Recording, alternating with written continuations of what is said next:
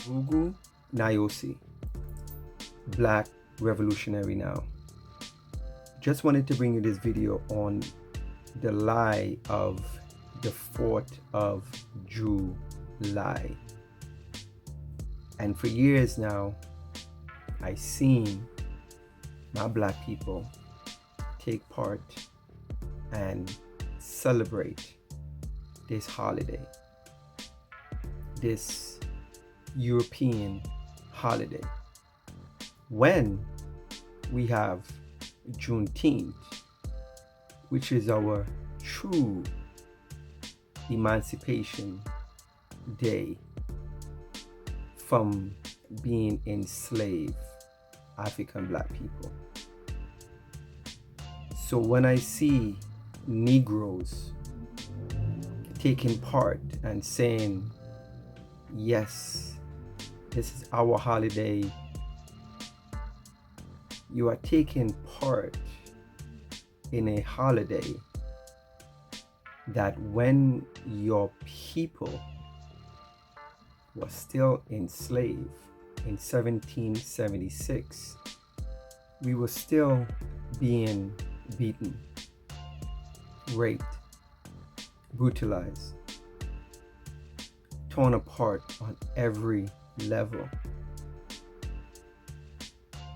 So when you celebrate this 4th of July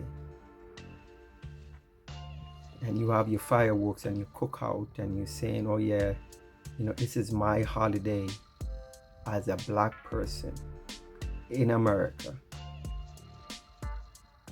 you're disrespecting your ancestors. You don't honor them when you choose to celebrate the oppressor day.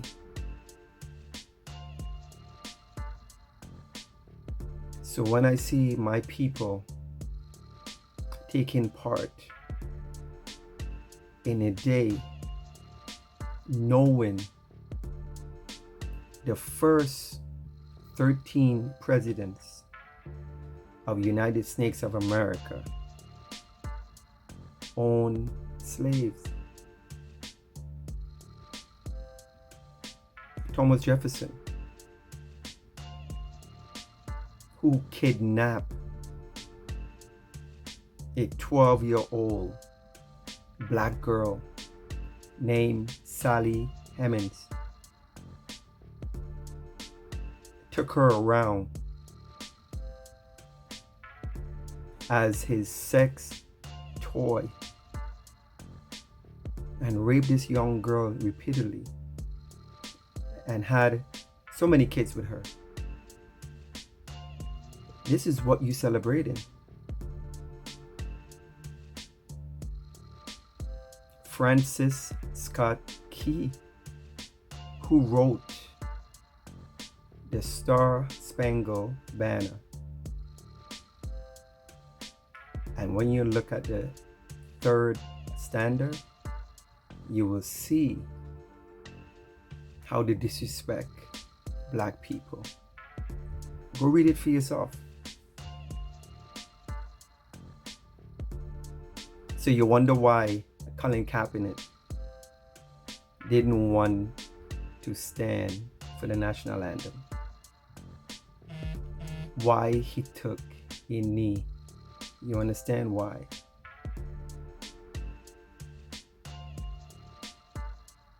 We have our own celebration for emancipation. We need to take part in that. Made by us, created by us, celebrated by us. So when you celebrate this white man holiday on any level, you are celebrating the destruction and demise of your own people. Check out this video by Professor Black truth,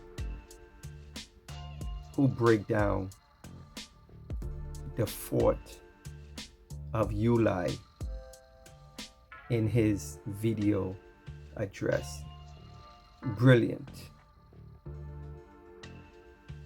Check it out. And peace and black power. Black revolutionary now. Family and fellow soldiers, I'm the Professor, and this is the Moment of Truth. For those of you who are newer here, you may not know it, but the 4th of July is actually something of a hallowed tradition in the halls of the black media, or as we like to call it, the 4th of HITE-LIE. Oh, it is definitely a day to be celebrated, because how often do you get to take a dump on the nation's most hallowed holiday?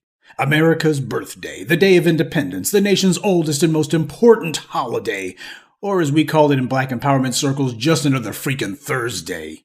Everything about this country is soaked in racism. The founders of the United States were practically all slave owners, and the ones who weren't were supportive of the peculiar institution. And they were also so dedicated to the enslavement and debasement of black people that they singled us out as the only racial group to be mentioned in the Constitution. And they only did that so that they could declare that in the eyes of American law, we are only 3/5 human beings. The national anthem of this country is another example. There's a reason the Star-Spangled Banner was chosen to be America's theme song. It was written by a slave owner. Francis Scott Key was not just a slave owner, but he was also a federal prosecutor who put abolitionists in prison and fought to defend the laws regarding slavery. I did a video a while back about him that's still worth reviewing. See, white supremacy is sophisticated. A lot of black people are in denial about that, and that's the reason why white supremacy has stood for so long. Negroes love to hide their head in the sand. That tragically is a black tradition that needs to die. See, the bad guys completely understand the necessity of not spelling everything out. You don't need to put everything out there in just granular detail. The bad guys are on code. That's the reason why they have the ability to just sit back and give each other a wink and a nod and be fully understood when they feel like they're getting over on us. After all, they've had so much practice at it, it doesn't need to be said.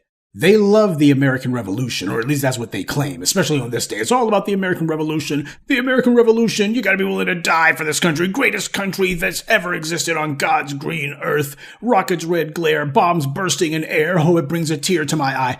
All these so-called patriots, they love the American Revolution. That was a pure war. It was God's war. Oh, there was immaculate and innocent.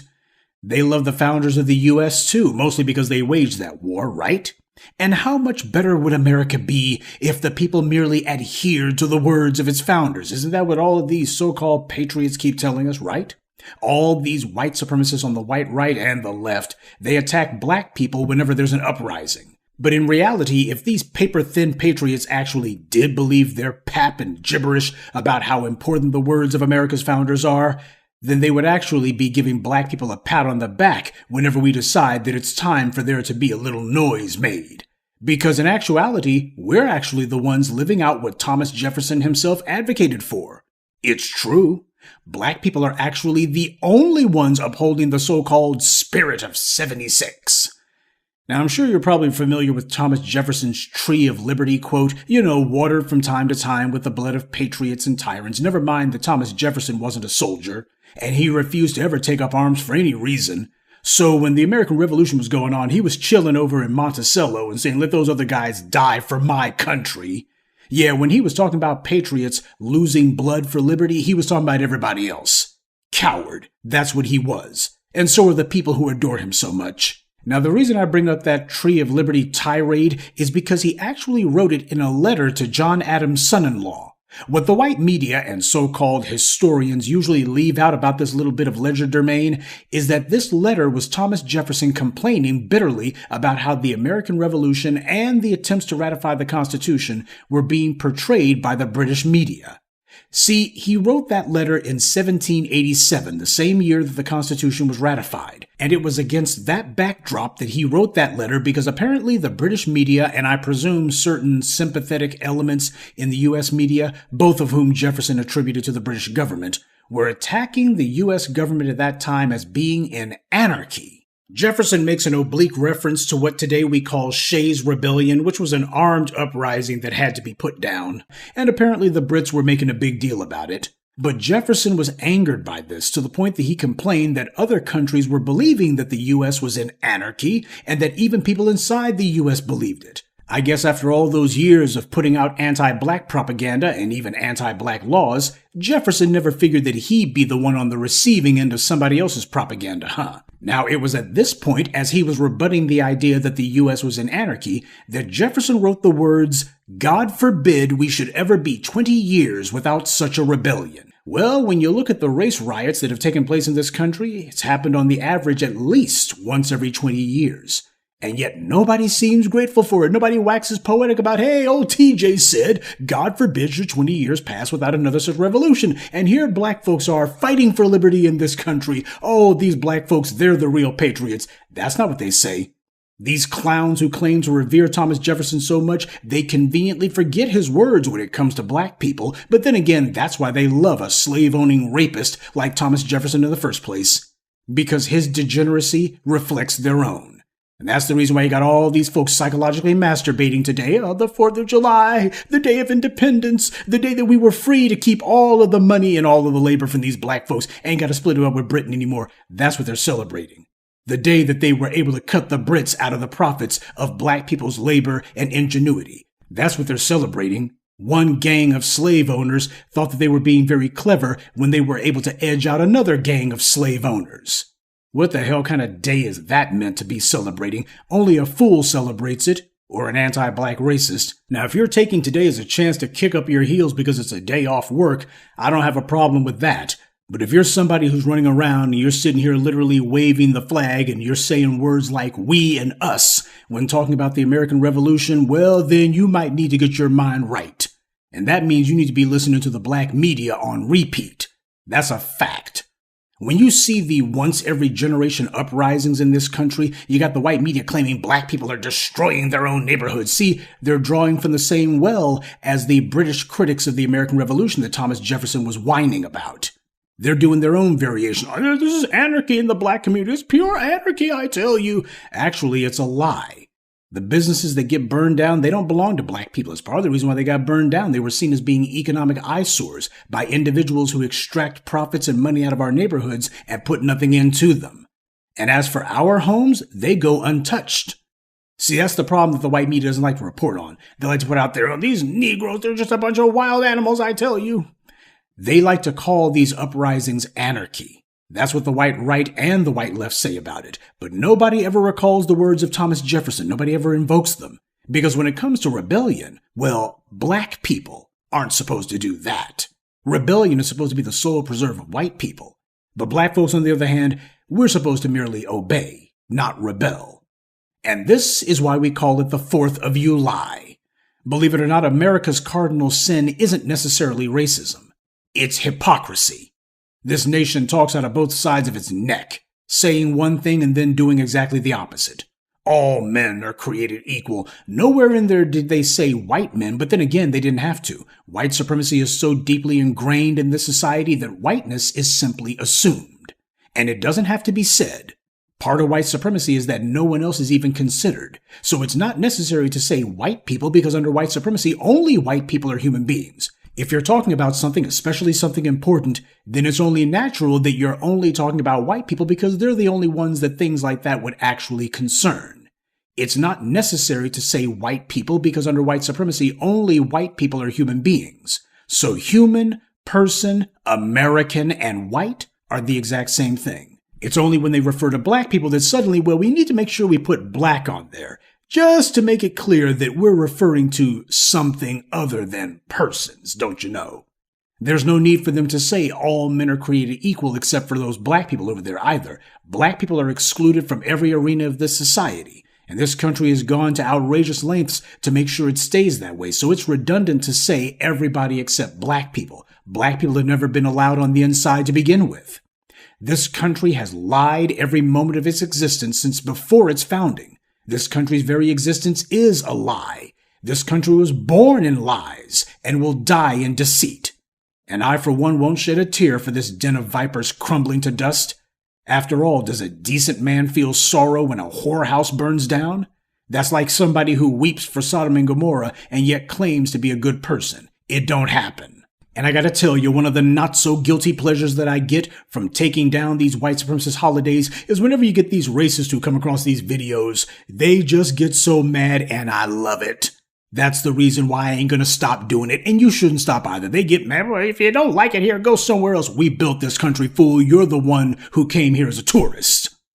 The only holiday that I'm going to celebrate in regards to this country is the day when we gain our independence from white supremacy. See, that's what they don't like. They don't like the fact that we successfully framed American society in terms of morality, and they don't like the place that they themselves occupy in that particular narrative. But it's a position that they put themselves in. We didn't put them there. They chose to be there, and they chose to stay there.